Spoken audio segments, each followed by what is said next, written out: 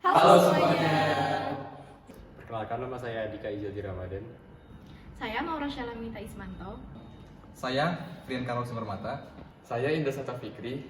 Dan saya Muhammad Welman. Jadi di sini kelompok kami akan menjelaskan skandal akuntansi dari perusahaan WorldCom. WorldCom adalah perusahaan telekomunikasi yang didirikan pada tahun 1983 oleh Murray Goldman, William Procter, dan investor awal Bernard Evers. Pada puncak jayaannya, WorldCom menjadi salah satu penyedia sambungan jarak jauh terbesar di Amerika Serikat. Namun, pada tahun 2002 terungkap bahwa WorldCom telah melakukan manipulasi laporan keuangan sejak tahun 1999 yang menjadikannya sebagai salah satu skandal akuntansi terbesar dalam sejarah negara tersebut. Mereka secara sistematis melaporkan biaya operasional sebagai pengeluaran modal untuk mengurangi beban dan meningkatkan laba yang dilaporkan. Tindakan ini membuat laporan keuangan perusahaan terlihat lebih baik daripada yang sebenarnya, menarik investor dan menimbulkan kesan bahwa perusahaan yang sedang berkembang pesat.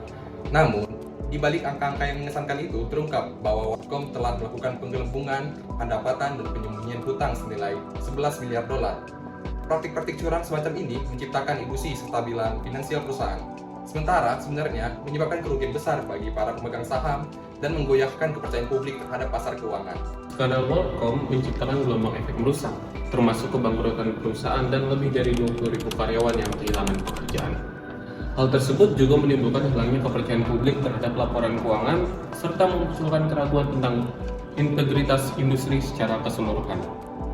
Sebagai respon, pemerintah memperkenalkan regulasi ketat seperti Sarbanes-Oxley Act untuk meningkatkan pengawasan keuangan perusahaan dan mencegah kejadian serupa di masa depan. CEO Bernard Evers dan CFO Scott Sullivan menjadi sorotan utama publik karena didakwa terlibat langsung dalam skandal penipuan. You're sworn in. Give up to a 5-minute summary of any written statement that you may have, beginning with Mr. Evers. Mereka dianggap sebagai tokoh kunci dalam merancang praktik ilegal yang merugikan perusahaan dan para pemegang sahamnya. Selain itu, auditor eksternal Arthur Andersen juga terkena dampaknya.